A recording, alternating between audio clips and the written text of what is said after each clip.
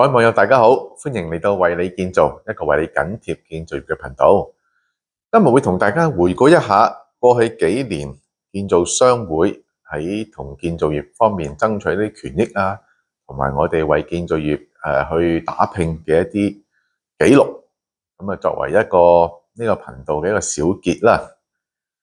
咁首先都同大家講嘅咧，就係我哋喺2022年尾啊。咁同政府商討咗好耐之後咧，啲政府亦都肯撥出一啲空地俾我哋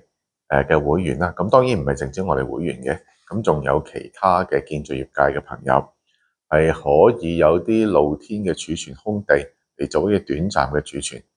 因為你都明白到咧，建造業方面有一啲機械啊，或者一啲大型嘅物料咧，係需要有一啲地方去儲存嘅，嚟到去同嗰個建造嘅成個過程嚟到配合嘅。咁你知香港寸金尺土啦，而且新界一啲地方有陣時亦都唔係咁容易可以揾得到一啲咁嘅土地。咁所以商會本身咧，其實一路同政府有商討嘅。咁到2022年嗰陣時候咧，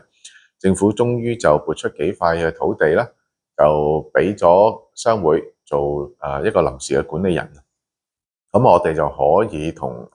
會員啦，同埋其他建造業界嘅朋友咧，就問佢哋有冇興趣嚟到去做一啲臨時嘅儲存啦。咁喺呢個地方，我哋由2022年嘅年底咧，一直係去到2023年年底左右啦，一年多啲嘅時間，就有3塊嘅空地嚟到為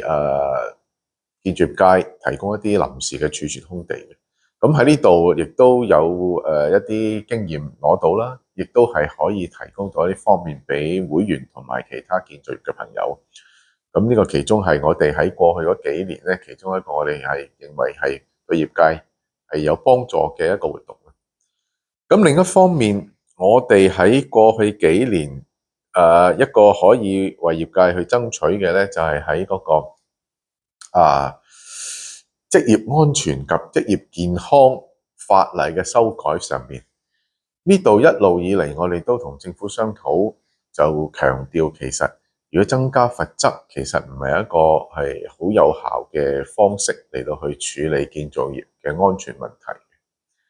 咁最終其實政府都將個罰款提高到1000萬啦。呢個雖然我哋都有啲遺憾嘅。咁但係喺過程之中咧，其實同政府方面嘅交往，我哋都有大家表達到各自嘅立場咧，都令政府明白到其實增加罰則，我哋唔係好反對，但係增加到1000萬咧，其實係有一啲比較上太高啦。因為大家都明白，就算通過咗呢條條例嗰個修訂條例之後咧，其實嗰個工業意外或者係致命嘅工業意外啦，雖然係有少少減低，但係都有高有低，並未曾係可以徹底解決到呢個建造業或者係工業方面一啲致命意外嘅症結所在嘅。咁所以喺呢個問題上邊咧，其實另一個商會為業界去爭取嘅咧，就係工人表現安全表現記分制。卒之咧，我哋都唔係只聞樓梯響啦。我哋聽聞咧，應該其實商會都做緊㗎啦。大家如果有記得嘅，我哋都提過。我哋喺舊年嘅4月份，其實已經開始咗做。嗰陣時用一個紙本嘅東西，我用啲紙嚟到記錄返啲工友啊，或者前線人員一啲唔安全嘅行為啊咁樣。主要就希望係一種移風易俗，改變大家個觀念，就係地盤嘅安全，每一個人都有責任。並唔係單單係總承建商嘅責任，呢個其實係我哋配合翻政府係修改嗰個職業安全及健康條例嗰個精神所在，就希望話除咗罰則之外，其實我哋要徹底去改善每一個從業員佢哋自己本身嗰個對自己工作本身嘅安全啦，同埋對自己生命嘅重視嗰個文化先係最重要。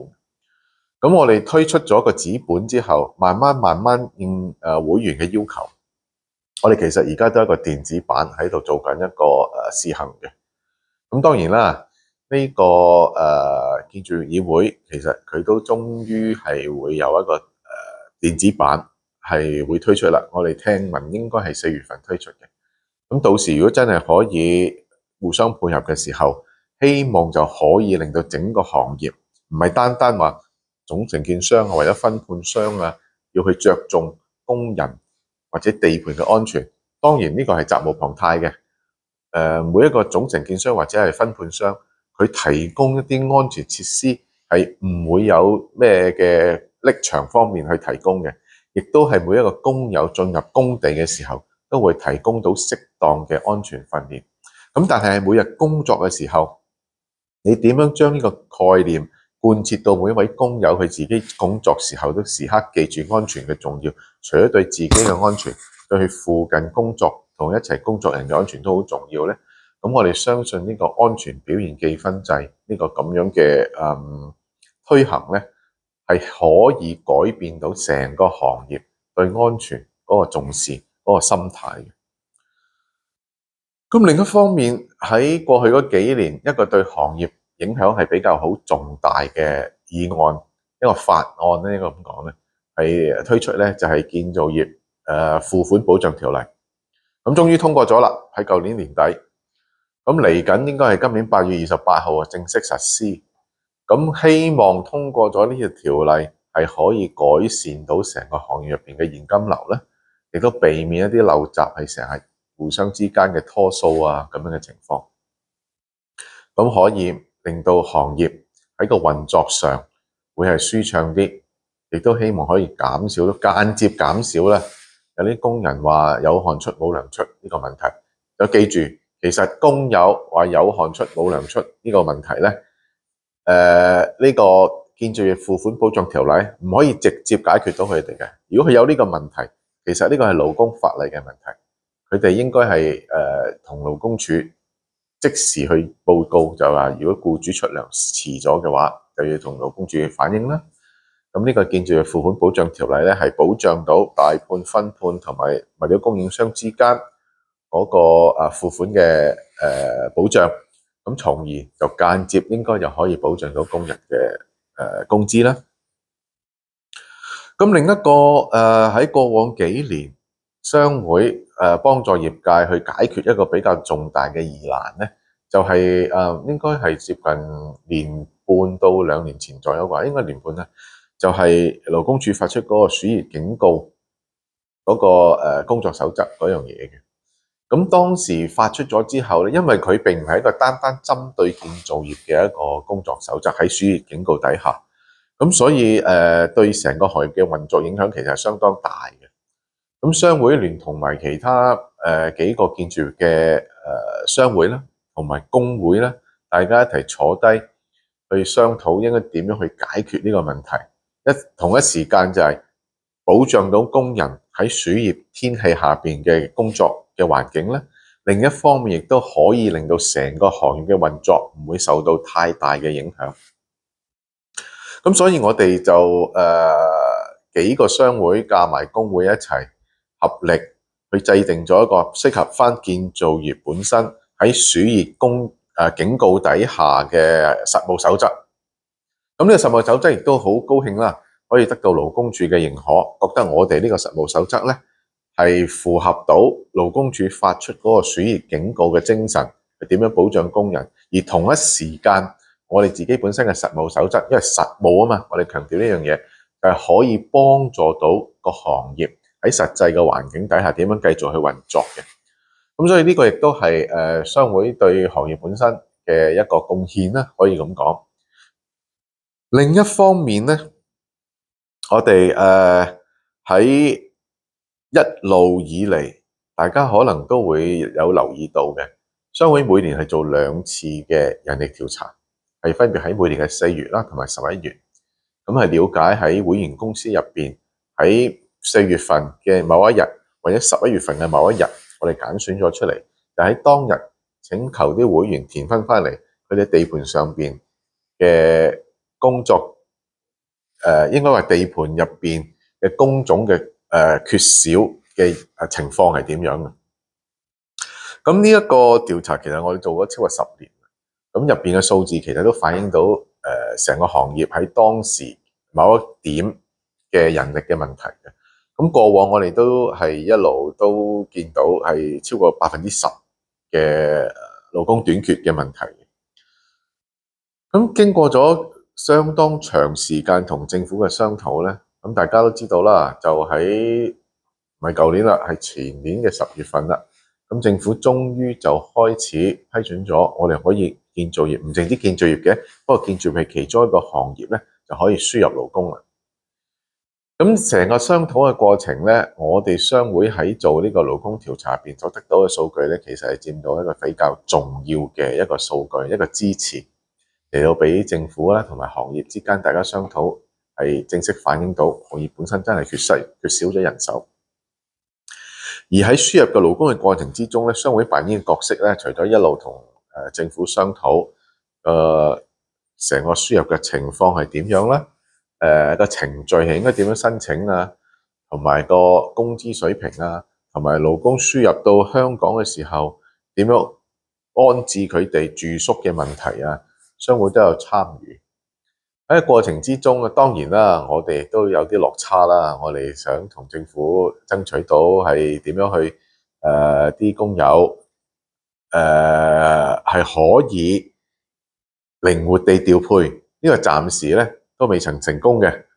咁啊，同志還需努力啦呢度，因為暫時而家嗰個輸入嘅安排咧，工友只係可以喺2個地盤度工作。咁其實個問題嚟咗啦，除非係啲時間配合得非常之好啊，我哋個 JIT just in time 係可以一個工友做完 A 地盤，立即可以過去 B 地盤工作啫。但係呢個世界冇咁完美啊。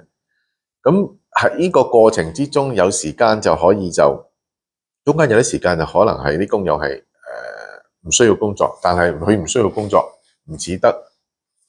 本地工人喎，因為我哋係月薪制㗎嘛，輸入勞工，咁所以喺呢方面其實個支出亦都係比較多嘅。同一時間就係喺個人手嘅靈活調配方面咧，都係唔理想嘅。如果可以嘅話咧，其實係可以啲輸入嘅勞工咧係以公司為一個單位，公司係可以靈活調配佢屬佢公司下邊投到嘅地盤。咁樣嚟講咧，人手嘅調配就可以真係人盡其才，亦都可以善用到資源。咁呢度咧，我哋係繼續會同政府去爭取。咁仲有一樣想同大家講嘅咧，就係過往嗰3年啦，咁都發生咗好多唔同嘅事。頭先我都同你講到列出啦，一個付款保障條例啊，一個職業安全及健康條例啊嘅修訂啦，呢個暑熱工作警告底下嘅工作啊，都係商會喺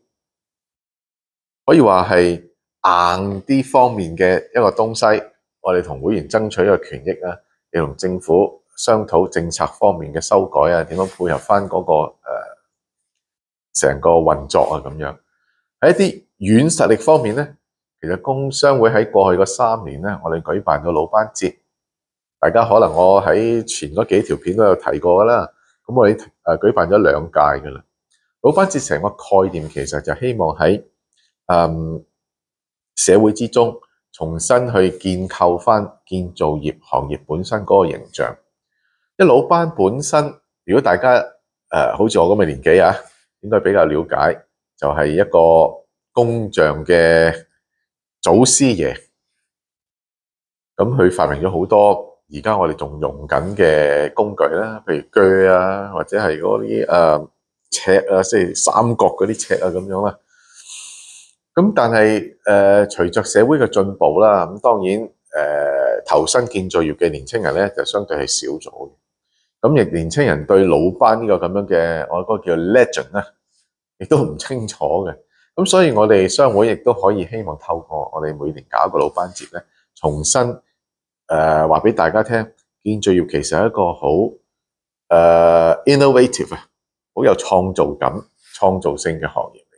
並唔係單純咁簡單，日日都係咁起樓啦，四四方方一棟樓咁樣。咁頭先亦都係提過啦，而家新嘅技術 BIM 啊，呢個 MIMEP 啊、MIC 啊嗰啲東西，其實係相當有趣嘅一回事嚟。咁所以我哋希望透過一個老班節咧，係同社會大眾之間有個互動，將本身建造業呢個行業本身再重新一次介紹俾社會大眾去了解，令佢哋知道個行業本身有各種唔同嘅新嘅發展嘅方向、新嘅技術，而同一時間我哋本身係一個比較歷史悠久嘅行業，有佢本身嘅文化內涵啦，有佢本身嘅一種創造性喺度嘅。咁大家都知道，香港嘅喺青年台嘅老班廟，其實已經最近變成一級歷史建築啦，已經係清朝光緒年間嘅建築嚟嘅，入邊都有相當唔錯嘅一啲陶瓷啊，或者畫啊咁樣嘅，係一個幾好嘅旅遊點，或者係了解本身行業，亦都係香港嘅歷史嘅一部分。咁所以我哋商會希望透過呢個軟實力啊，係令到大家改變行業嘅形象啦，而同一時間對行業本身增加了解嘅時候，可以吸引多啲年青人投身呢個行業，嚟到令到香港建造得更加美好嘅。好啦，我相信我都講咗唔少啦，可能超過10分鐘啦，分鐘唔止添。係做一個小結咧，就係話過往嘅3年，商會喺唔同方面嘅範疇，無論對行業咧，或者對個社會方面作到少少嘅貢獻。咁呢一個頻道咧，其實到今日呢一集咧，都要暫告一段落，因為小弟會暫時離開呢個行業啦，會做一啲休息一陣。咁會唔會喺第二個層面或者第二個方向同大家再見面呢？但係唔知道啦。咁一切聽從上天嘅安排啦。但係記住，建築業本身其實都係一個好有趣同埋好有發展潛力嘅行業嘅。咁當然啦，我哋喺成個行業大家都一齊努力，無論喺技術嘅改進啦、安全方面非常重要，同埋喺爭取唔一定勞工權益嘅，其實大盤都係弱勢社群嚟嘅，有陣時都要爭取權益。咁希望大家共同努力，亦都希望大家多啲睇呢個頻道。雖然今集暫時係最後一集，不過你睇多幾集咯，重溫翻以前嗰啲，可以增進自己嘅知識，再進一步了解。咁我亦都希望可以喺將來再有機會同大家見面咧，可能唔一定係建造業嘅，或者其他行業啦，或者重新再投入翻建造業咧。